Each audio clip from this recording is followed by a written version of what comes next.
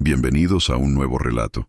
Hoy les traigo una historia que me llegó al alma desde el momento en que empecé a investigarla, porque no hay nada más perturbador que el mal que se esconde detrás de una sotana, detrás de un altar, detrás de la institución en la que un pueblo entero deposita su fe y su confianza. Lo que van a escuchar esta noche está ambientado en 1952, en un pequeño pueblo enclavado en las montañas de Oaxaca, México. Una época en que nadie le hacía preguntas al cura. Una época en que las mujeres no tenían voz, los pobres no tenían poder, y desaparecer era algo que simplemente se explicaba con cualquier excusa y se enterraba en el silencio. Esta es la historia del padre Elías Montserrat, de lo que ocultaba debajo de la parroquia de Nuestra Señora de los Dolores, y de las personas ordinarias que, con miedo y sin recursos, decidieron que el silencio ya no era una opción. No hay fantasmas aquí, no hay demonios sobrenaturales, solo hay seres humanos, y a veces eso es suficiente para que la oscuridad sea total. Acomódense, apaguen las luces si quieren, y recuerden suscribirse al canal y dejar en los comentarios desde qué país nos están acompañando esta noche. Esto es, lo que aterró a la parroquia. Lo que aterró a la parroquia. El sacerdote sádico, misas oscuras y un sótano maldito. San Cristóbal del Páramo, Oaxaca, México, invierno de 1952. El frío llegó antes ese año. Así lo recordaría después Remedios Alcántara, la mujer que vendía tamales frente al atrio de la parroquia cada domingo desde hacía 20 años. Lo recordaría porque el frío llegó antes, y con él llegó el padre Elías Montserrat, y las dos cosas, en su memoria, quedaron unidas para siempre como una sola desgracia.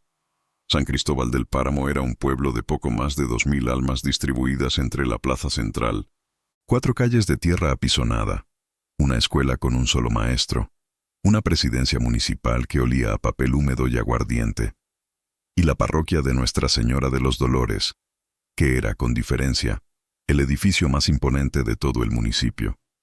Sus muros de cantera gris tenían casi 300 años. Su campanario se veía desde el Cerro del Vigía, a 12 kilómetros de distancia. Y su sótano, que supuestamente servía para almacenar los ornamentos litúrgicos más antiguos y los registros bautismales desde 1678, llevaba décadas cerrado con un candado tan oxidado que nadie recordaba haber visto la puerta abierta. El padre anterior, el viejo Cipriano Leal, había muerto en octubre de una fiebre que lo consumió en menos de 2 semanas. Era un hombre bueno, o al menos así lo consideraba el pueblo. Silencioso, predecible, dado a repartir las hostias con la misma expresión neutra con que un funcionario sella documentos. Nadie lo amaba con fervor, pero nadie lo temía. Y eso, en un pueblo como San Cristóbal, era suficiente para merecer lágrimas genuinas en el entierro. El padre Elías Montserrat llegó en un camión de carga el segundo sábado de noviembre, sentado en la cabina junto al chofer, con una maleta de cuero negro sobre las rodillas y una Biblia que nunca se le vio leer. Era un hombre de unos 45 años, delgado pero de hombros anchos, con el cabello negro peinado hacia atrás con gomina, y unos ojos color ámbar que los niños del pueblo describieron esa misma tarde, entre susurros y risas nerviosas, como ojos de gato muerto. Venía trasladado desde una parroquia en el estado de Puebla, según explicó el obispo en una carta que el presidente municipal, don Rosendo Fuentes, leyó en voz alta en la plaza sin entender del todo su contenido. Nadie preguntó por qué lo habían trasladado. En 1952, en un pueblo serrano de Oaxaca, no se le hacían preguntas al obispo. Si te encuentras viendo esto desde cualquier rincón del mundo, te invito a suscribirte al canal y a dejar en los comentarios desde dónde nos estás acompañando esta noche. Historias como esta merecen ser escuchadas, y tu presencia aquí importa. Ahora, sigamos. La primera misa que celebró el padre Montserrat fue el domingo siguiente a su llegada. La parroquia estaba llena, como siempre. Las mujeres adelante con sus rebozos oscuros, los hombres atrás con los sombreros en la mano, los niños en los laterales inquietos y medio dormidos. Remedios Alcántara, que se sentaba siempre en el tercer banco desde el altar, fue la primera en notar algo que no sabría nombrar sino hasta semanas después. No era lo que el padre Montserrat decía. Recitaba el latín con precisión, conocía los gestos litúrgicos, elevaba el cáliz en el momento correcto. Era otra cosa. Era la manera en que miraba a la congregación durante la homilía. No miraba hacia el centro, como hacía el padre Cipriano, con esa mirada vaga de quien habla para todos sin ver a nadie. El padre Montserrat miraba a personas específicas. Sostenía la mirada. Y cuando alguien bajaba los ojos, incómodo, él continuaba mirando ese lugar, como si pudiera ver a través de la persona algo que había detrás. Esa tarde, a la salida, Remedios le comentó lo observado a su vecina Consuelo Veracruz mientras deshacían los puestos del tianguis dominical. Yo también lo noté, dijo Consuelo sin levantar la vista del mantel que doblaba. Pero no digas nada, es nuevo. Hay que darle tiempo. En San Cristóbal del Páramo, darle tiempo a alguien significaba callarse, y callarse era lo que mejor sabían hacer. La primera semana, el padre Montserrat se dedicó a visitar las casas de los feligreses. Era una práctica común para un párroco recién llegado, conocer a sus ovejas, como se decía. Pero la manera en que lo hacía tenía algo que incomodaba sin que nadie pudiera articular exactamente por qué. Llegaba sin avisar. Tocaba la puerta con 3 golpes secos, siempre los mismos. Entraba antes de que terminaran de invitarlo. Miraba el interior de la casa con una atención que no parecía pastoral sino inventarial, como si estuviera tasando los objetos, evaluando el espacio, memorizando la distribución de los cuartos. Aceptaba el café que le ofrecían, pero casi nunca lo bebía. Hacía preguntas. ¿Cuántos hijos? ¿De qué edades? ¿Quién trabajaba? ¿Si el esposo bebía? ¿Si los niños iban a la escuela? ¿Si había algún familiar enfermo? Preguntas normales para un párroco, pero formuladas con una cadencia que hacía que las personas respondieran más de lo que habían planeado decir. Eulalia Mendoza, madre de 4 hijos, y esposa de Heliodoro Mendoza, jornalero que trabajaba en los terrenos del cacique local, lo describió así cuando semanas después habló con su hermana en un pueblo vecino. Cuando salió de mi casa me quedé sentada en la silla un buen rato sin poder levantarme. No sé por qué. Me sentía como si me hubieran vaciado algo de adentro. Como cuando te confesas y el Padre te absuelve, pero al revés. Como si en vez de quitarte el peso, te lo hubiera puesto. Su hermana le dijo que estaba exagerando. Eulalia no insistió. Pero esa noche cerró con llave la puerta del cuarto donde dormían sus hijos. Algo que nunca había hecho antes. El padre Montserrat comenzó a hacer cambios pequeños en la parroquia durante su segunda semana. Nada dramático. Nada que pudiera objetarse abiertamente. Corrió el horario de la misa vespertina del miércoles media hora más tarde, de las 6 a las 6:30. Reemplazó el viejo libro de cantos por uno diferente que trajo en su maleta, con himnos que nadie conocía y que tenían melodías en modo menor, lentas, que se adherían a la memoria de una manera extraña.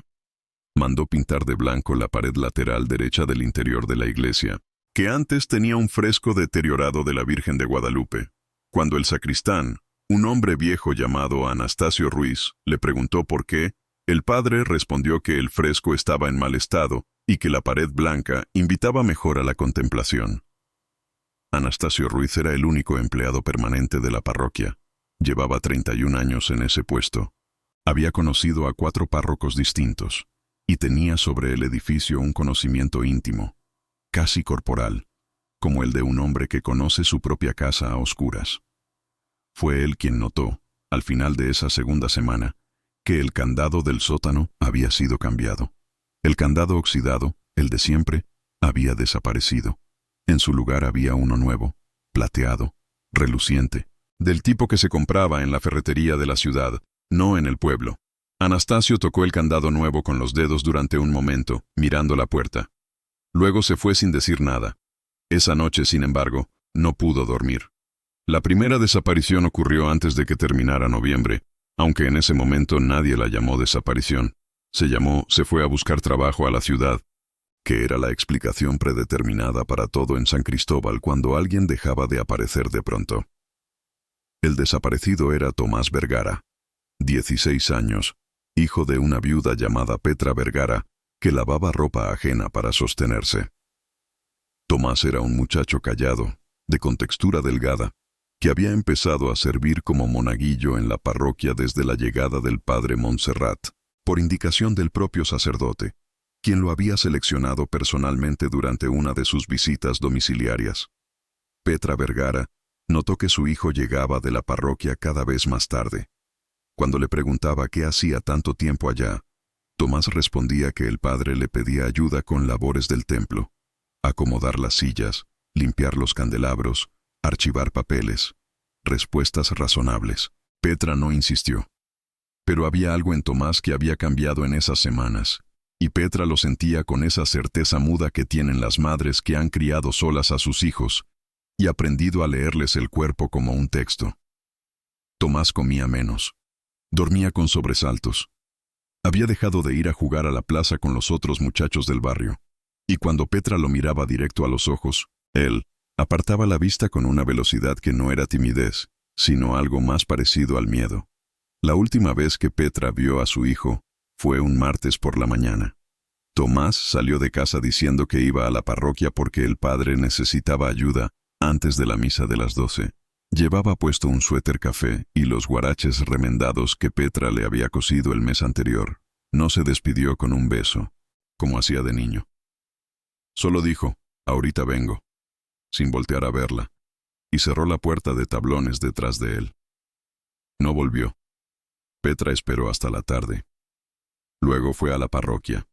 El padre Montserrat la recibió en la sacristía con una expresión de sorpresa genuina, o lo que parecía genuina sorpresa, y le dijo que Tomás había estado ahí en la mañana, que lo había ayudado a acomodar unos ornamentos, y que se había ido antes del mediodía, que quizás había ido a casa de algún amigo, que los jóvenes a veces necesitaban su espacio. Petra Vergara tenía 41 años. Había enterrado a un marido y a 2 hijos de enfermedades, y sabía perfectamente cuándo un hombre le estaba mintiendo. Pero era 1952. El hombre que tenía enfrente era un sacerdote, y ella era una lavandera viuda sin un solo peso de influencia en ese pueblo. Así que asintió, agradeció, y se fue a su casa a esperar en la oscilante angustia que es el terror sin nombre todavía. Durante los primeros días de diciembre, Anastasio Ruiz comenzó a llevar un registro mental de pequeñas anomalías que no se atrevía a escribir en ningún papel porque no sabía bien por qué, pero sentía que escribirlas era peligroso. Había olores. Eso era lo primero. La parroquia siempre había tenido sus olores característicos: la cera de los cirios, el copal de los sahumerios, el moho antiguo de las piedras, el perfume barato de las mujeres que llegaban al rosario. Pero en las últimas semanas había un olor diferente que aparecía de manera intermitente, especialmente cerca de la puerta del sótano. Era un olor denso, orgánico, que Anastasio asociaba vagamente con la matanza de cerdos que hacían en su rancho cada enero. Una combinación de tierra, humedad y algo que su cerebro reconocía pero que su voluntad se negaba a nombrar. Lo segundo eran los sonidos, o más precisamente, su ausencia en momentos extraños. Cuando Anastasio llegaba a abrir la parroquia muy temprano, antes del amanecer, como era su costumbre, a veces encontraba el edificio en un silencio diferente al silencio normal de un templo vacío. Era un silencio tenso, casi expectante, como el que queda en una habitación segundos después de que alguien ha dejado de hablar. Una mañana, llegando a las 5:15, escuchó algo que pensó primero que era el viento colándose por las grietas de las paredes, fenómeno común en ese edificio viejo. Pero el viento en San Cristóbal tenía una textura conocida, un silbido familiar que Anastasio había escuchado miles de veces. Esto era diferente. Tenía cadencia, tenía forma. Era una voz humana, muy amortiguada, que venía de abajo. Anastasio se quedó completamente inmóvil durante un tiempo que no pudo medir. Luego, con pasos lentos y deliberados, se fue a la parte trasera del templo, tomó su escoba, comenzó a barrer el atrio, y no pensó más en ello. O intentó no pensar más en ello. Pero esa tarde, cuando el padre Montserrat pasó por su lado en el corredor de la sacristía, Anastasio sintió que el sacerdote lo miraba un instante más de lo necesario. Y en ese instante extra, comprendió, con la claridad brutal de la intuición pura, que el padre Montserrat sabía que él había escuchado algo. Fue Consuelo Veracruz quien empezó a hablar. No en voz alta, no todavía, pero sí en los espacios donde las mujeres de San Cristóbal construían sus verdades paralelas a las verdades oficiales. El lavadero comunitario, la fila del molino, las tardes de bordado en el corredor de la casa de doña Amparito Sandoval, que era la mujer más anciana del barrio central y cuya casa funcionaba como una especie de archivo oral del pueblo. Tomás Vergara no se fue a la ciudad, dijo Consuelo una tarde en voz baja, sin dejar de mover la aguja sobre la tela. Petra me dijo que el muchacho no tenía ni un contacto en Oaxaca capital. No conocía a nadie. ¿A dónde iba a ir solo? Las otras mujeres siguieron bordando. Nadie respondió de inmediato. Era el silencio de las personas que están pensando en voz alta hacia adentro. Desde que llegó ese padre, dijo finalmente doña Amparito, con la voz rasposa de sus 80 y tantos años. El aire del templo cambió. Yo lo siento en los huesos. Y mis huesos nunca me han mentido. Son cosas de vieja, dijo alguien sin convicción. Son cosas de vieja, confirmó doña Amparito. Y las viejas vemos lo que los demás no quieren ver. Esa noche, Consuelo Veracruz no pudo conciliar el sueño. Miraba el techo de su cuarto y pensaba en Tomás Vergara con su suéter café, y en el padre Montserrat con sus ojos de gato muerto, y en la puerta del sótano con su candado nuevo y reluciente. Y pensaba que alguien tenía que hacer algo, pero que ese alguien, en un pueblo como San Cristóbal en 1952, tendría que ser muy valiente, o muy desesperado, o ambas cosas a la vez.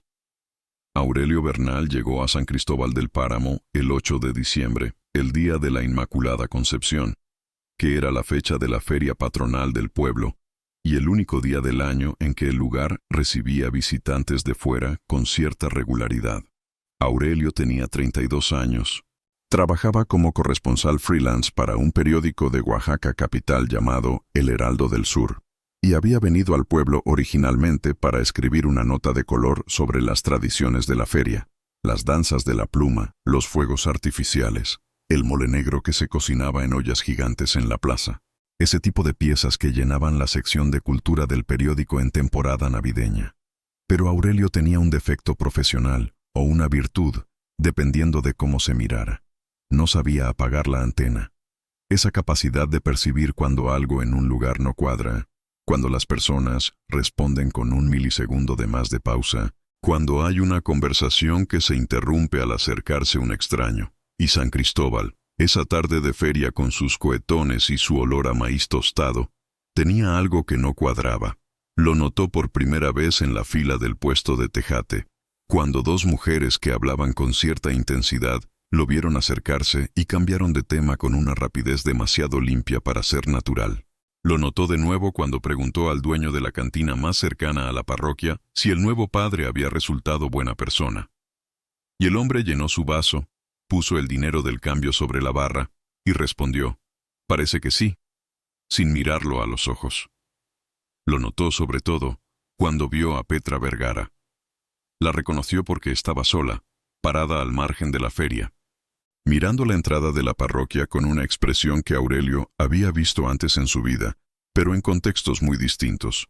En la sala de espera de un hospital, en el exterior de una cárcel, en el rostro de las madres que esperan noticias que saben que no van a ser buenas. Se acercó, le preguntó si estaba bien, y Petra Vergara, que llevaba semanas guardando su miedo en un recipiente que ya no tenía más espacio, le contó todo. Aurelio Bernal pasó esa noche en el pueblo, en una habitación que rentó en casa de una señora que hacía ese servicio de manera informal para los visitantes de la feria.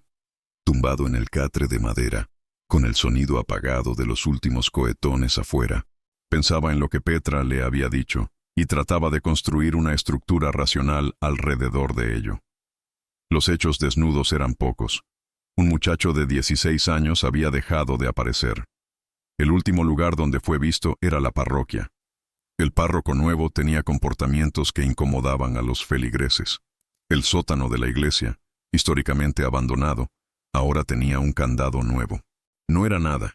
En términos periodísticos, no era nada.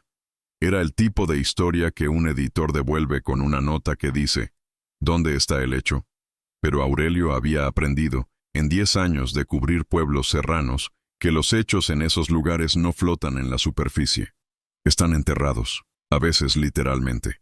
Se durmió pasada la medianoche con el cuaderno abierto sobre el pecho y el lápiz todavía en la mano, y soñó con una puerta y un candado, y un olor que no podía identificar pero que le resultaba profundamente familiar, como si lo hubiera olido antes en algún lugar muy oscuro de su memoria.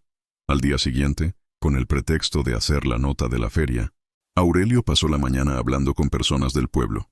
Era bueno en eso. Tenía una cara ordinaria, una manera de preguntar que hacía que las preguntas no parecieran preguntas, y la capacidad de quedarse callado en los momentos en que el silencio hace que la otra persona sienta la necesidad de llenar el espacio. De Consuelo Veracruz obtuvo que el padre Montserrat visitaba las casas de manera sistemática y metódica, que había cambiado el candado del sótano, que el ambiente en la iglesia había cambiado desde su llegada. Del tendero de la esquina obtuvo que el padre Montserrat compraba velas en cantidad inusual, mucho más de lo que una parroquia del tamaño de esa necesitaría, y que una vez le había pedido cal. Cal, repitió Aurelio con calma. Cal de construcción, confirmó el tendero. Me dijo que había humedad en los muros, pero yo soy albañil además de tendero, y la cal no se usa así para la humedad. Para la humedad se usa otra cosa. Aurelio anotó cal y al lado, entre paréntesis, escribió una palabra que tachó de inmediato, porque escribirla hacía que la posibilidad se volviera demasiado real demasiado pronto. De Anastasio Ruiz, el sacristán, obtuvo menos. El viejo hablaba con cuidado, pesando cada palabra. Pero cuando Aurelio le preguntó directamente si había notado algo inusual en el sótano, Anastasio tardó exactamente 4 segundos en responder. Y en esos 4 segundos Aurelio leyó más que en todas las demás conversaciones del día. Yo solo limpio el templo, dijo Anastasio finalmente. Lo que hay en el sótano no es de mi incumbencia. ¿Pero ha bajado usted alguna vez? Antes, sí, cuando era el padre Cipriano. Guardábamos allá los ornamentos viejos, los registros bautismales. ¿Y ahora? Anastasio miró la pared. Luego miró sus manos. El padre Montserrat me dijo que el sótano es área restringida, que él se encarga de lo que hay allá abajo. Lo dijo con la voz completamente plana, completamente neutra, con el tipo de control que tienen las personas que han decidido conscientemente no sentir lo que sienten. Aurelio le agradeció y se fue. Caminó despacio de regreso a su cuarto rentado, con las manos en los bolsillos y el viento de la sierra metiéndose bajo el cuello de su chamarra. Y pensó que tenía que tomar una decisión. Podía irse. Escribir la nota de color sobre la feria, entregar el texto el lunes, cobrar sus 20 pesos, y olvidar este pueblo y este sacerdote y esta historia que todavía no era una historia. O podía quedarse. Pero quedarse significaba empezar a jalar un hilo que, lo sentía en los huesos, llevaba a un lugar que iba a cambiarle algo por dentro, como siempre ocurría cuando uno se acercaba demasiado a cierto tipo de verdades. Esa tarde, envió un telegrama al periódico diciendo que se quedaría unos días más en el pueblo por una posible nota de mayor relevancia. Luego salió a cenar a la fonda de la plaza y, desde su mesa, observó la fachada gris de la parroquia de Nuestra Señora de los Dolores, con su campanario viejo y su puerta de madera pesada, y pensó que los edificios que guardan secretos tienen una manera de cambiar de aspecto cuando uno empieza a saber lo que esconden. La parroquia ya no le parecía imponente, le parecía cerrada, le parecía, con una palabra que intentó desechar sin conseguirlo, hambrienta. El padre Elías Montserrat lo vio en la plaza esa tarde. No lo conocía, no podía saber quién era, pero era un forastero que se había quedado después de la feria, y eso, en un pueblo del tamaño de San Cristóbal, era algo que se notaba. Lo observó desde la ventana de la sacristía durante un momento, con los dedos entrelazados sobre el vientre y la expresión quieta, sin tensión aparente, de quien evalúa una situación con la calma de tener tiempo y opciones. Luego bajó las escaleras hacia el sótano, abrió el candado nuevo con la llave que llevaba siempre en el bolsillo izquierdo de su sotana, entró y cerró la puerta detrás de sí. Adentro hacía frío, mucho más frío que afuera. El tipo de frío que no viene del clima sino de la piedra, de los muros viejos que llevan siglos absorbiendo sombra. El padre Montserrat encendió el farol de mano que colgaba del gancho junto a la entrada, y avanzó entre las formas oscuras del sótano con el paso seguro de alguien que conoce el espacio de memoria. No se escuchaba nada, o casi nada. Había un sonido muy tenue, muy bajo, que podría haber sido el viento, o el asentamiento de las piedras viejas, o algo completamente distinto. El padre Montserrat se detuvo frente a la pared del fondo. La miró durante un momento. Luego dijo, en voz baja, con la misma cadencia monocorde con que recitaba el latín en la misa: «Mañana vendrás a confesar, Tomás. Y esta vez lo harás bien». El sonido tenue se intensificó por un instante y luego volvió a apagarse. El padre Montserrat apagó el farol, cerró la puerta, puso el candado y subió las escaleras hacia la sacristía, donde lo esperaba el té que el sacristán le preparaba cada tarde, sin que nadie le hubiera pedido que lo hiciera, porque en San Cristóbal del Páramo, en 1952, había cosas que se hacían por costumbre, por miedo, o porque nadie había enseñado todavía la diferencia entre ambas. Consuelo Veracruz no podía explicar exactamente por qué fue esa noche a hablar con el forastero. Lo había visto en la plaza, había notado que tomaba notas en un cuaderno mientras miraba la parroquia, y algo en esa imagen, un hombre de fuera escribiendo sobre el templo, le había generado una combinación de esperanza y pánico que no sabía bien cómo manejar. Lo encontró en la fonda y se sentó frente a él sin pedir permiso. «Usted es periodista», dijo. No era una pregunta. Aurelio la miró. Asintió. «¿Está aquí por el padre?» «Estoy aquí por la feria», respondió Aurelio con cuidado. Consuelo lo miró durante un momento con una expresión que decía claramente que sabía que estaba mintiendo y que no le importaba. «Hay un muchacho desaparecido», dijo en voz muy baja. «Y hay un sótano cerrado. Y hay un sacerdote que llegó de otro pueblo sin que nadie sepa exactamente de dónde viene ni por qué lo mandaron». Aurelio dejó el tenedor sobre el plato. «¿Usted sabe de dónde viene?» «Sé que hay otras parroquias que lo conocen. Sé que en el pueblo de Santa Rosa de Lima, que está a 40 kilómetros de aquí, hubo algo parecido hace 3 años, antes de que lo trasladaran. Sé esto porque mi prima vive allá y cuando le dije que habían mandado al padre Montserrat a nuestra parroquia, se quedó callada al teléfono tanto tiempo que pensé que se había cortado la llamada». «¿Qué le pasó en Santa Rosa de Lima?» Consuelo miró hacia la puerta de la fonda. Luego volvió los ojos a Aurelio y respondió: «Nadie lo sabe con exactitud. Porque en Santa Rosa de Lima, igual que aquí, todos saben que saben algo, pero nadie sabe lo suficiente para decirlo en voz alta. Y eso es lo más aterrador de todo, ¿no cree? No el monstruo que uno ve, sino el que uno siente pero no puede nombrar». Aurelio tomó su cuaderno y su lápiz, los puso sobre la mesa entre los dos, y dijo: «Cuénteme todo». La fonda se fue vaciando lentamente a su alrededor, y los últimos leños de la cocina crepitaron y se apagaron, y afuera el viento de la sierra agitaba los últimos papeles de colores colgados de la fiesta de ayer, y en la parroquia de Nuestra Señora de los Dolores, el campanario se recortaba negro sobre el cielo negro, inmóvil y silencioso como una pregunta sin respuesta, mientras debajo de sus piedras viejas, a varios metros bajo tierra, algo esperaba en la oscuridad total lo que fuera que venía después. La investigación que Aurelio Bernal comenzó esa semana en San Cristóbal del Páramo sería, años después, la más larga y emocionalmente destructiva de su carrera. Lo diría él mismo en una entrevista de 1971, cuando ya era editor senior del periódico y su cabello era completamente blanco, aunque tenía 51 años. Lo diría con la voz tranquila de alguien que ha procesado algo durante mucho tiempo, sin dramatismo, con esa clase de honestidad árida que tienen las personas que han mirado algo muy oscuro y han decidido no mirar hacia otro lado. Pero en diciembre de 1952, Aurelio no sabía todavía lo que iba a encontrar. Solo sabía que tenía que encontrarlo. Pasó los siguientes días en una rutina que estableció con cuidado para no levantar sospechas. Por las mañanas iba a la presidencia municipal con el pretexto de consultar registros históricos para su nota de la feria.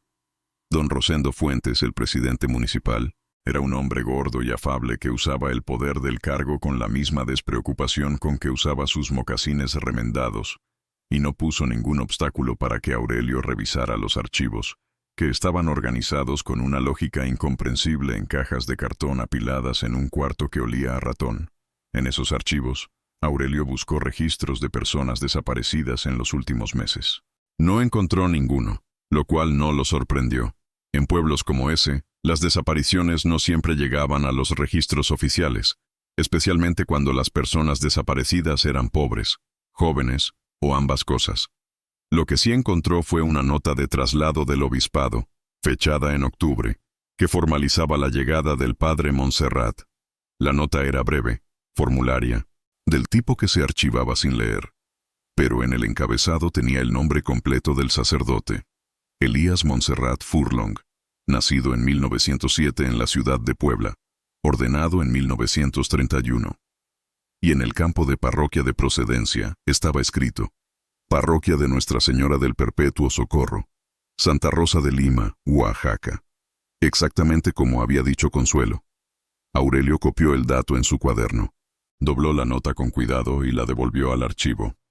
Luego, con la excusa de que necesitaba hacer algunas llamadas telefónicas para su artículo, pidió prestado el teléfono de la presidencia y llamó a la redacción del periódico en Oaxaca capital. Le respondió Gilberto, el fotógrafo y archivista del periódico, que tenía la memoria de un elefante y la discreción de un confesor.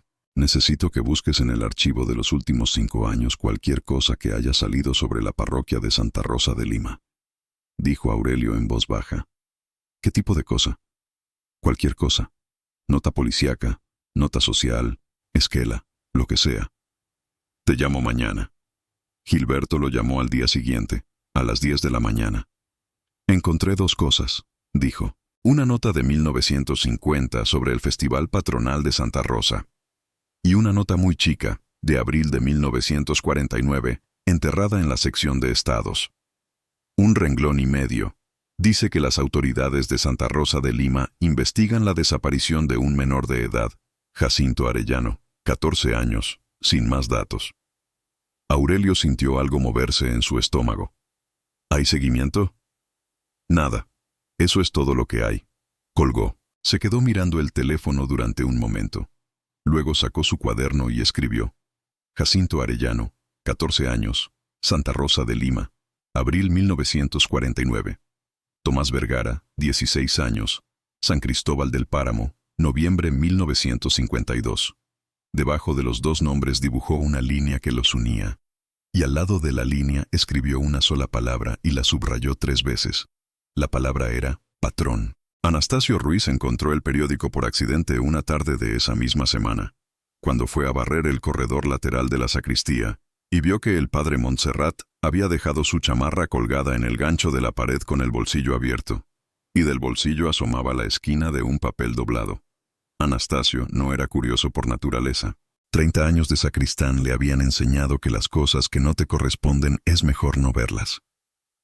Pero el papel asomaba de una manera que hacía difícil no notar que tenía escritura, y la escritura tenía un tipo de letra apretado, pequeño, que Anastasio asociaba, sin saber exactamente por qué, con las cartas que leía su difunta esposa cuando creía que él no miraba. El papel decía, en la parte visible: no se encontró el cuerpo. La búsqueda fue suspendida el 14 de abril. La familia fue informada de que el menor probablemente viajó a la ciudad por voluntad propia. El asunto está cerrado. Anastasio leyó esas líneas 2 veces.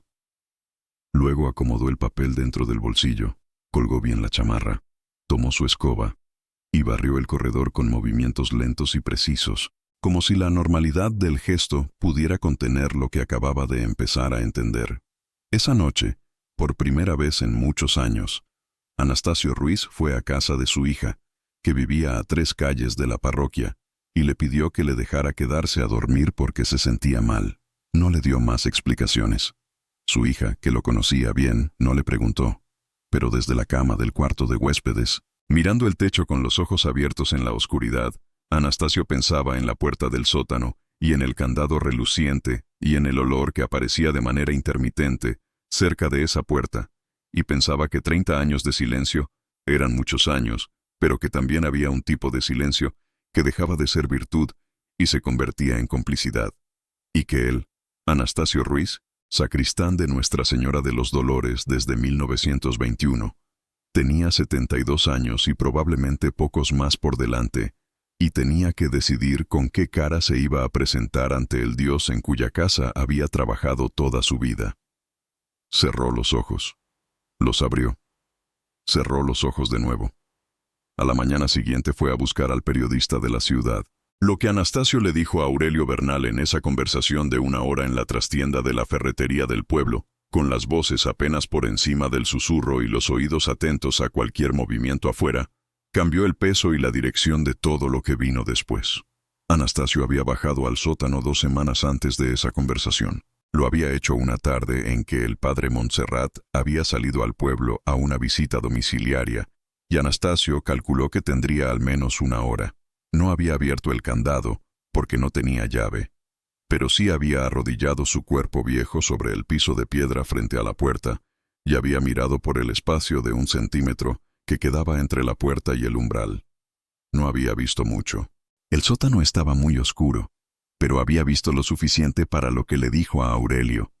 Había visto el extremo de lo que parecía ser un colchón de paja sobre el suelo de tierra. Había visto, en un rincón, algo que podría ser ropa doblada. Y había escuchado, durante los 30 segundos que tuvo la oreja pegada al umbral, una respiración. Regular, lenta, pero inconfundiblemente humana. Aurelio Bernal dejó de escribir en su cuaderno. Miró a Anastasio. El viejo lo miraba de vuelta con los ojos secos, sin dramatismo, con la expresión de alguien que ha cargado algo muy pesado durante mucho tiempo, y finalmente lo está poniendo sobre la mesa de otra persona. ¿Cuándo fue eso?, preguntó Aurelio. Hace 10 días. ¿Y no ha hecho nada? Anastasio bajó la vista. Fui a ver al presidente municipal, don Rosendo. Le dije que tenía sospechas sobre el sótano. ¿Y? Me dijo que los asuntos de la parroquia son asuntos de la iglesia, y que si tenía alguna queja debía hablar con el obispo. Me dijo que no podía meterse. ¿Fue al obispo? ¿Con qué pruebas? ¿Con que vi un colchón por una rendija? Me habría mandado a confesar por hablar mal de un sacerdote. Aurelio cerró el cuaderno. Se levantó. Caminó 2 pasos hacia la pared y luego volvió. Necesito entrar a ese sótano, dijo. Anastasio asintió despacio, como si ya lo supiera. Yo tengo una llave maestra del edificio, dijo. Una vieja, del tiempo del padre Cipriano. Nunca me la quitaron porque creo que no sabían que existía. ¿Funciona en el candado nuevo? No, pero abre la puerta de la bodega lateral, la que da al patio trasero. Desde ahí hay un pasillo que conecta con el sótano por adentro, sin pasar por la puerta principal. Aurelio lo miró. ¿Cómo sabe eso? Porque tengo 72 años y llevo 31 en ese edificio, dijo Anastasio simplemente. Conozco cada piedra. Hubo un silencio. Afuera pasó alguien cantando una canción de moda, despreocupado y ajeno. Mañana por la noche, dijo Aurelio. Anastasio asintió de nuevo, y en su expresión había algo que no era exactamente alivio, sino algo más complejo. La resolución quieta de una persona que ha decidido hacer lo correcto demasiado tarde, pero que ha decidido hacerlo de todos modos. Esa noche, Aurelio Bernal escribió en su cuaderno, a la luz de la vela de sebo de su cuarto rentado, todo lo que sabía hasta ese momento, ordenado con la frialdad analítica que había aprendido en años de periodismo, pero que esa noche le costaba más de lo habitual mantener. Escribió los 2 nombres, Jacinto Arellano, Tomás Vergara. Escribió las fechas, los lugares, los patrones. Escribió lo que Anastasio había visto y escuchado. Escribió la palabra cal, y luego escribió, al final, una pregunta que no era periodística sino completamente humana. ¿Cuántos más? La vela chisporroteó. El viento de la sierra golpeó la ventana. Aurelio miró la llama hasta que se le cansaron los ojos, y pensó en Petra Vergara mirando la entrada de la parroquia con la cara de las madres que esperan lo inesperable. Mañana por la noche sabría, o empezaría a saber. Y lo que sabría iba a costarle algo. Lo presintió con claridad esa noche. Iba a costarle algo que todavía no podía nombrar, pero que reconocería en el momento en que lo perdiera. Cerró el cuaderno. Apagó la vela. En la oscuridad del cuarto, con el frío de la sierra colándose por las grietas de los muros, pensó en el padre Elías Montserrat, recitando el latín con precisión perfecta, elevando el cáliz en el momento correcto, distribuyendo la hostia con manos limpias, y sintió que había una forma de horror que no tenía nada de sobrenatural, que no necesitaba sombras ni voces ni elementos de otro mundo, porque era completamente de este. El horror de la normalidad usada como disfraz, de la autoridad usada como escudo, del silencio colectivo usado como cómplice. Era el horror más antiguo, el más humano, el más difícil de combatir porque no tenía cara de monstruo, tenía cara de sacerdote, y sonreía. La noche del 9 de diciembre cayó sobre San Cristóbal del Páramo, con una densidad que Aurelio Bernal no había sentido en ningún otro lugar. No era solo el frío, aunque el frío era real y cortante, el tipo que viene de las montañas cargado de humedad y se instala en los huesos como algo permanente. Era otra cosa. Era la sensación de que el pueblo entero contenía la respiración, como si la oscilación de las últimas semanas hubiera llegado a un punto de equilibrio inestable, que cualquier movimiento podría romper. Anastasio Ruiz lo esperaba en la esquina del callejón que corría detrás de la parroquia a las 11 de la noche, como habían acordado. Llevaba un farol de mano apagado, una llave de hierro vieja sujeta con fuerza entre los dedos, y una expresión que Aurelio no le había visto antes. No era miedo exactamente, sino la concentración tensa de alguien que ha tomado una decisión irreversible y está caminando hacia ella con los ojos abiertos. ¿El padre está adentro?, preguntó Aurelio en voz muy baja. Su cuarto tiene la luz apagada desde las 10, respondió Anastasio. Suele dormir temprano. Caminaron pegados al muro del callejón. La luna estaba cubierta por nubes gruesas y la única luz era la de los faroles lejanos de la plaza, que no llegaba hasta allá. El patio trasero de la parroquia era un espacio de tierra apisonada, con un árbol de trueno seco en el centro y una barda de piedra medio derrumbada al fondo. Anastasio conocía cada piedra del suelo, como había dicho, y caminó sin dudar hasta la puerta lateral de madera oscura que daba a la bodega. La llave giró con un sonido metálico que a Aurelio le pareció ensordecedor en ese silencio. La puerta cedió. Adentro olía a tierra vieja y a cera quemada. Anastasio encendió el farol con la mano tapando la llama para reducir la visibilidad desde afuera. El corredor lateral era estrecho, de techo bajo, con paredes de piedra que rezumaban humedad. A la derecha había estantes con ornamentos cubiertos de tela, cirios viejos, una imagen de San José con el brazo roto. A la izquierda, al fondo del corredor, había otra puerta. Una puerta sin candado, solo con un pasador de hierro por dentro. Anastasio se detuvo frente a ella. Miró a Aurelio. Aurelio asintió. El viejo descorrió el pasador. El olor los golpeó antes de que sus ojos pudieran ver nada. Era el olor que Anastasio había descrito, el que Aurelio había intentado imaginar y no había podido. Tierra, humedad, algo orgánico y cerrado, como el interior de un espacio que no había recibido aire fresco en semanas. Pero había algo más debajo de esos olores, algo que Aurelio tardó un momento en identificar, y que cuando lo hizo, sintió que el estómago le caía. Era el olor del cuerpo humano confinado, el olor de la piel y el sudor y el miedo acumulados en un espacio sin ventilación durante un tiempo prolongado. Anastasio levantó el farol. El sótano era más grande de lo que Aurelio había imaginado. Tal vez 6 metros de largo por 4 de ancho, con el techo de piedra tan bajo que un hombre alto no podría ponerse de pie completamente. En el centro había 2 columnas de cantera que sostenían el techo.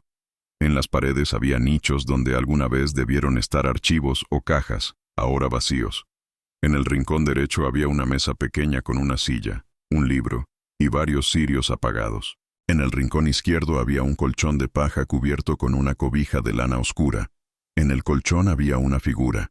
Aurelio se acercó antes de que su cerebro terminara de procesar lo que estaba viendo. La figura se encogió hacia la pared al sentir la luz del farol, con el reflejo automático de alguien que ha aprendido que la luz y el movimiento preceden al dolor. «No te vamos a lastimar», dijo Aurelio en voz baja, controlando el temblor que sentía en la garganta. «Somos amigos. No te vamos a lastimar». La figura se volvió lentamente.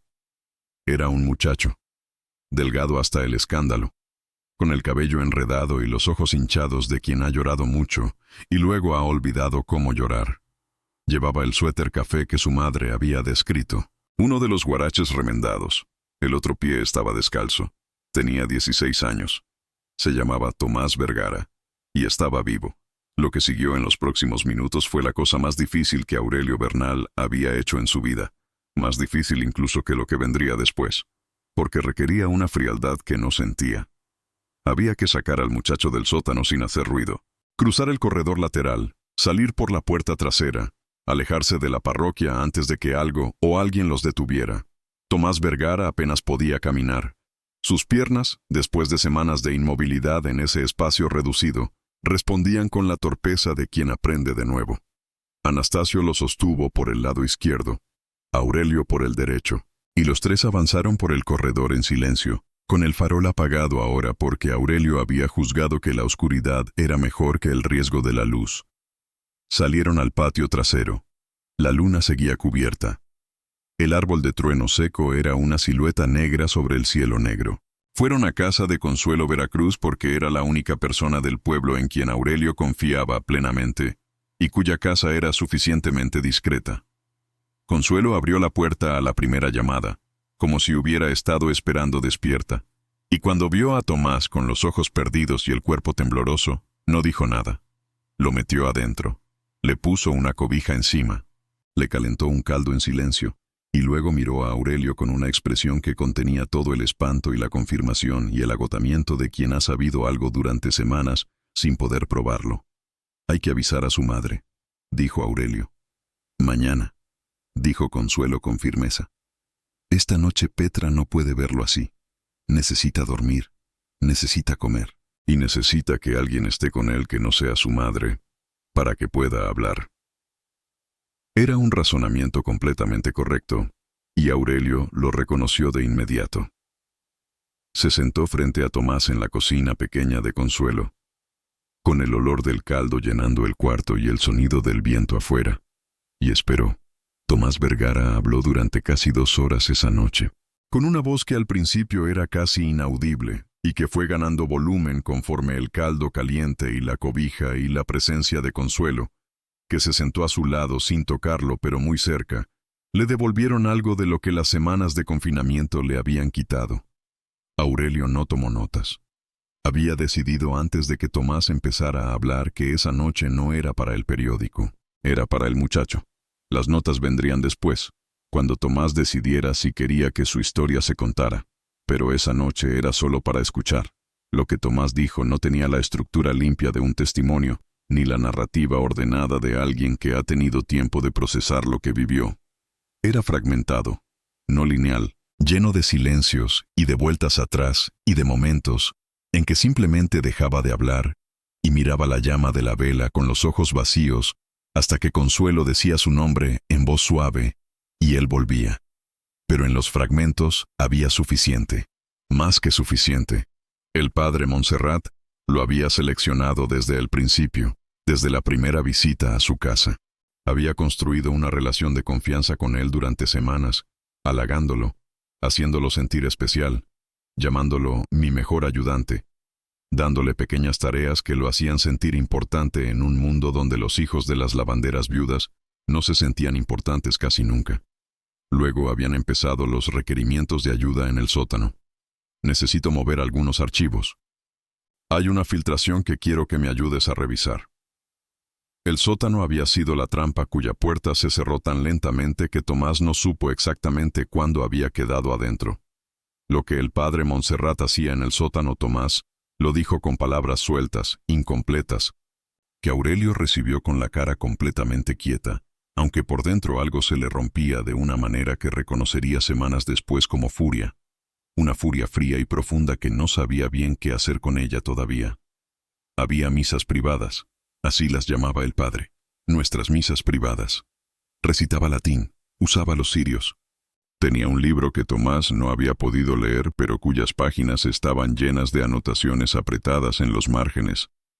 Y había cosas que el padre hacía y que Tomás le imponía con la autoridad absoluta de alguien que ha aprendido a usar la culpa como instrumento. Esto es necesario para tu alma, esto es lo que Dios requiere. Si alguien se entera, te destruirán a ti, no a mí. Porque nadie creerá la palabra de un muchacho pobre contra la de un sacerdote. Esa última frase, Tomás la repitió 3 veces, no consecutivamente sino intercalada en distintos momentos de su relato, como si siguiera resonando dentro de él con una potencia que las semanas de encierro no habían podido atenuar, sino al contrario. Cuando Tomás terminó de hablar, o más bien cuando se quedó en silencio de una manera que indicaba que por esa noche no había más, Consuelo le puso la mano sobre el hombro con mucho cuidado y le dijo: «Ya estás afuera. Ya no puede hacerte nada». Tomás la miró y dijo con una calma que era más perturbadora que el llanto: «¿Estás segura?» Aurelio no durmió esa noche. Se quedó sentado en la sala de la casa de Consuelo, con su cuaderno cerrado sobre las rodillas, pensando en lo que tenía y en lo que necesitaba, y en el abismo entre ambas cosas. Tenía el testimonio de un muchacho de 16 años. Tenía las observaciones de un sacristán anciano. Tenía una conexión entre este caso y otro en Santa Rosa de Lima, de 3 años antes. Tenía un patrón. Lo que no tenía era prueba material. No tenía documentos. No tenía testigos adicionales. No tenía nada que un sistema judicial de 1952 en un estado mexicano en el que la Iglesia tenía más autoridad real que el gobierno pudiera tomar como base para actuar. Y tenía algo más que no era periodístico ni legal, sino completamente personal. Sabía que el padre Montserrat, en este momento, estaba dormido en su cuarto de la parroquia a 3 calles de ahí, y que en pocas horas se despertaría, bajaría al sótano, abriría el candado con su llave, y encontraría el colchón vacío y la cobija revuelta, y entendería lo que había pasado. Y que en ese momento empezaría otra fase de esto que todavía no tenía nombre. Necesitaba moverse antes del amanecer. A las 4 de la mañana, Aurelio fue a despertar a don Rosendo Fuentes, el presidente municipal, tocando su puerta sin parar hasta que apareció en camisón con cara de sueño y furia. «Necesito que escuche lo que tengo que decirle», dijo Aurelio. «Y necesito que lo escuche ahora». Don Rosendo lo miró, y algo en la cara de Aurelio, quizás la frialdad quieta de alguien que ha visto algo que no puede desverse, lo hizo abrir la puerta. Hablar con don Rosendo fue como intentar mover una roca muy grande con las manos desnudas. El hombre escuchó con la cara cada vez más blanca, interrumpió varias veces para decir que eso no podía ser, que el padre era un hombre de Dios, que estas cosas no pasaban en su pueblo. Aurelio lo dejó interrumpir y luego continuó, con la misma paciencia y la misma precisión, como si estuviera leyendo un informe en voz alta. Cuando terminó, don Rosendo se quedó en silencio durante un tiempo largo. Luego preguntó: ¿El muchacho está dispuesto a dar una declaración formal? Eso depende de que haya alguien ante quien dársela y de que esa persona lo proteja, respondió Aurelio. ¿Puede garantizar eso? Don Rosendo miró la mesa. Miró sus manos, miró la ventana donde el cielo empezaba a ponerse de un gris apenas más claro que el negro de antes. «Voy a necesitar llamar al jefe de la policía del distrito», dijo finalmente. «No tengo autoridad para detener a un sacerdote por mi cuenta». «¿Cuánto tarda en llegar?» «Si sale ahora mismo 4 horas». Aurelio calculó. Eran las 4:30 de la mañana. El padre Montserrat normalmente se levantaba, según había observado Anastasio, alrededor de las 6 para la misa de alba. Tenían una ventana pequeña. «Llame ahora», dijo. Don Rosendo fue al teléfono. Lo que ocurrió entre las 5 y las 8 de la mañana del 10 de diciembre de 1952, en San Cristóbal del Páramo, fue algo que el pueblo entero presenció, pero que tardó décadas en procesar completamente, porque los hechos en sí eran comprensibles, pero lo que representaban era demasiado grande para la escala de ese lugar. A las 5:40, el padre Elías Montserrat bajó al sótano como cada mañana. Encontró el colchón vacío. Salió del sótano con el candado en la mano y una expresión que el sacristán Anastasio, que lo observó desde el corredor lateral en ese momento, describiría así muchos años después. No estaba furioso. Estaba calculando. Eso fue lo más aterrador, que no perdió la calma. El padre Montserrat fue a su cuarto. Tardó 15 minutos. Luego salió con su maleta de cuero negro. Estaba intentando irse. Don Rosendo, que había apostado a 2 hombres del pueblo en los accesos principales por instrucción de Aurelio, mandó detenerlo en la salida norte del pueblo, el camino que llevaba a la carretera de Oaxaca. Los 2 hombres, que eran el herrero y el tendero, ambos sin ninguna experiencia en detener a nadie, lo hicieron como pudieron, poniéndose delante del padre con los brazos cruzados y las caras de personas que han decidido hacer algo aunque no sepan exactamente cómo. El padre Montserrat se detuvo frente a ellos. Los miró durante un momento con sus ojos color ámbar, y luego sonrió. Una sonrisa pequeña, sin calor, que el herrero recordaría el resto de su vida porque era la sonrisa de alguien que está evaluando opciones y todavía no ha decidido cuál tomar. ¿Saben lo que están haciendo?, dijo en voz muy tranquila. Usted no puede irse, dijo el herrero. ¿Con qué autoridad me lo impiden? Con la del presidente municipal, respondió el tendero, con menos seguridad de la que habría querido. El padre Montserrat miró hacia el pueblo, hacia la parroquia, hacia el cielo que se aclaraba lentamente. Luego volvió los ojos a los 2 hombres y dijo: «Esto es un error, y van a pagar por él». Pero no intentó pasar. Se quedó quieto. Y eso fue todo. Se quedó quieto con su maleta en la mano, esperando, con la paciencia de alguien que ha aprendido que el tiempo siempre trabaja a su favor. Hasta ese día. El jefe de policía del distrito llegó a las 9 de la mañana. Era un hombre de 50 años llamado Nabor Cienfuegos, con bigote gris y una manera de moverse que sugería que había visto suficientes cosas en su vida como para no escandalizarse fácilmente con ninguna. Escuchó el relato de Aurelio, leyó el cuaderno de notas que Aurelio le extendió abierto por la página correspondiente. Habló durante 20 minutos con Tomás Vergara en la sala de la casa de Consuelo, y luego fue a la parroquia. Lo que encontró en el sótano Nabor Cienfuegos nunca lo declaró públicamente en sus propias palabras.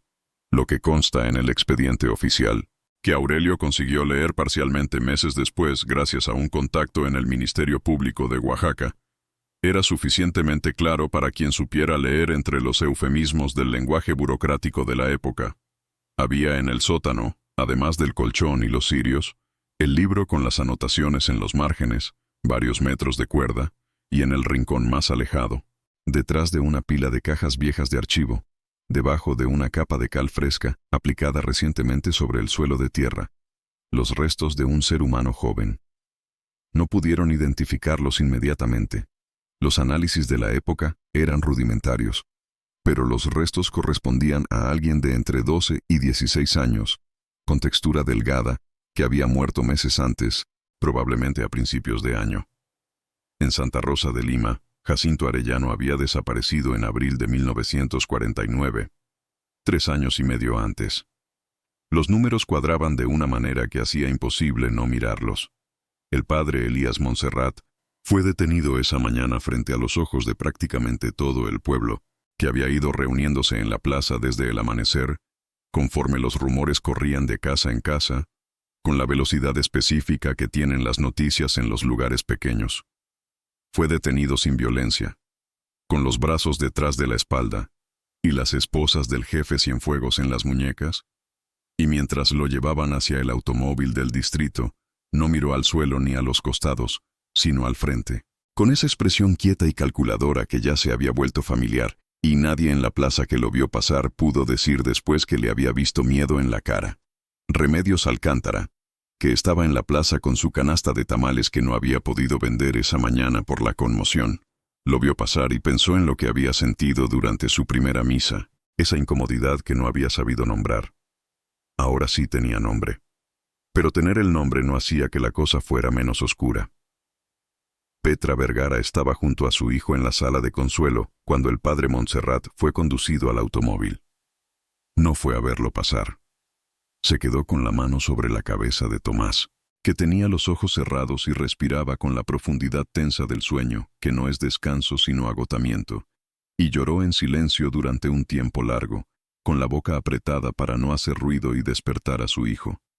Era el llanto de quien recupera algo que ya había dado por perdido, pero también era el llanto de quien entiende que recuperar algo no significa que lo perdido no haya ocurrido, que el tiempo en el sótano no se deshace, que ciertas cosas que le pasan al cuerpo y a la mente de un muchacho de 16 años en semanas de oscuridad No se van porque se abra una puerta. Eso también lo entendía Petra. Y ese entendimiento era su propio tipo de oscuridad. El proceso legal contra el padre Elías Montserrat tardó casi 2 años en resolverse, durante los cuales el nombre de San Cristóbal del Páramo apareció varias veces en los periódicos de Oaxaca y en alguno de la Ciudad de México, con la cobertura intermitente y a veces superficial que tenían en esa época los casos de este tipo cuando involucraban a un representante de la Iglesia. Aurelio Bernal escribió la historia para El Heraldo del Sur con un cuidado que tardó semanas en lograr, intentando equilibrar la exactitud con la protección de los más vulnerables, especialmente Tomás, cuyo nombre no apareció en ninguno de sus artículos bajo ninguna circunstancia. El editor lo publicó después de 3 semanas de dudas y una llamada del arzobispado que Aurelio nunca supo exactamente qué contenía, pero cuyas consecuencias fueron que el artículo se publicó con 2 párrafos menos de los que Aurelio había escrito. Los 2 párrafos eliminados eran los que mencionaban el patrón de Santa Rosa de Lima y la pregunta implícita de por qué la Iglesia había trasladado al padre Montserrat en lugar de reportarlo. Esa omisión fue la primera de varias que Aurelio acumularía en los años siguientes, y que eventualmente lo llevarían a alejarse del periodismo y a escribir un libro que nadie quiso publicar mientras él vivió, y que apareció póstumamente en 1988. 36 años después de esa noche en el sótano de la parroquia de Nuestra Señora de los Dolores. La condena del padre Montserrat fue de 12 años de prisión, no los 20 o más que los indicios podrían haber sustentado, según el abogado que ocasionalmente informaba a Aurelio sobre el progreso del caso. Los 12 años se explicaban, en la jerga del sistema, por insuficiencia probatoria para los cargos más graves y por atenuantes circunstanciales que el abogado nunca pudo o quiso especificar. El padre Montserrat cumplió 8 de esos 12 años antes de obtener una libertad anticipada en 1960, por buena conducta y razones de salud. Fue enviado a una institución religiosa en el estado de Jalisco, donde, según el último dato que Aurelio consiguió rastrear antes de perder el hilo, murió de un infarto en 1971. Tenía 64 años. Murió en su cama, con los últimos sacramentos. Cuando Aurelio se enteró, en 1972, de esa muerte por un contacto en el arzobispado de Guadalajara, se quedó sentado en su escritorio durante un largo rato sin decir nada. Luego tomó el vaso de agua que tenía sobre la mesa, lo bebió despacio hasta el fondo y continuó trabajando. Era la única respuesta que tenía para eso. Tomás Vergara vivió en San Cristóbal del Páramo durante 3 años más después de los hechos, con su madre Petra, en la misma casa de tablones y techo de lámina donde había crecido. Luego se fue a Oaxaca capital, donde estudió para maestro rural con una beca que Aurelio, sin decírselo jamás directamente, había gestionado a través de contactos en la Secretaría de Educación. Trabajó como maestro en pueblos serranos durante más de 20 años. Se casó, tuvo hijos. No habló de lo que había pasado en el sótano de la parroquia de Nuestra Señora de los Dolores durante mucho, mucho tiempo. Lo habló por primera vez en 1978, durante una conversación con su hija mayor que él mismo había iniciado sin saber exactamente por qué, en un momento en que los dos estaban pelando naranjas en la cocina y afuera llovía. Su hija lo escuchó sin interrumpirlo. Cuando terminó, ella le puso una mano sobre la mano y no dijo nada durante un tiempo. Luego preguntó, ¿cómo pudiste seguir entrando a iglesias? Tomás pensó en eso. Luego respondió, porque lo que pasó no fue en la iglesia, fue debajo de ella. Y hay una diferencia. Al menos eso me dije durante mucho tiempo. ¿Y ahora? Ahora ya no sé si la diferencia importa tanto, pero ya no me importa tanto que importe. Era una respuesta que no resolvía nada, pero que contenía algo que su hija reconocería muchos años después, cuando ella misma tuviera sus propias cosas que no se resolvían. La calidad específica de la paz a la que llegan las personas que han decidido seguir viviendo a pesar de lo que llevan cargando. Anastasio Ruiz murió en 1958, a los 78 años, en casa de su hija a 3 calles de la parroquia. En su lecho de muerte pidió que llamaran al sacerdote que había reemplazado al padre Montserrat, un hombre joven y callado llamado padre Gregorio, y se confesó durante más de 1 hora. Nadie supo jamás qué dijo en esa confesión, porque el padre Gregorio era de los que entendían para qué existía el secreto de confesionario. Lo que sí supo su hija fue que después de la confesión, cuando el padre Gregorio se fue, Anastasio se quedó más quieto. No curado, no resuelto, pero más quieto. Como alguien que ha soltado un peso que cargó mucho tiempo. ¿Ya puedes dormir, papá?, le preguntó su hija. Ya, dijo él. Y sí. Esa noche durmió sin sobresaltos por primera vez en años. Y a la mañana siguiente, sin dramatismo ni últimas palabras memorables, simplemente no se despertó. La parroquia de Nuestra Señora de los Dolores sigue en pie en San Cristóbal del Páramo. Sus muros de cantera gris tienen casi 370 años ahora. Su campanario se ve desde el Cerro del Vigía en días claros.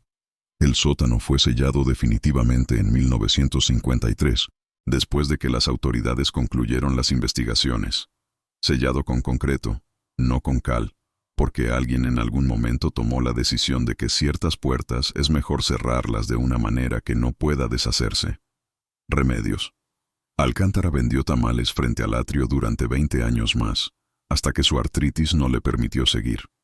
En todos esos años, cada domingo, al entrar a misa, pasaba junto a la puerta lateral que daba al corredor por donde Aurelio y Anastasio habían sacado a Tomás Vergara esa noche de diciembre. Nunca lo mencionó a nadie, pero tampoco miraba hacia esa puerta. Nunca, en 20 años. Siempre miraba al frente, hacia el altar, hacia la luz de los cirios, como si supieras que hay cosas que, una vez vistas, no conviene seguir viendo, porque ya están ahí, ya son parte de ti. Y mirarlas de nuevo no las aclara, sino que las agita. Eso era lo que había aprendido San Cristóbal del Páramo, en el invierno de 1952, sobre la naturaleza del horror real, que no necesita retornar para seguir presente. Que no necesita puerta abierta ni candado nuevo ni nombre en latín.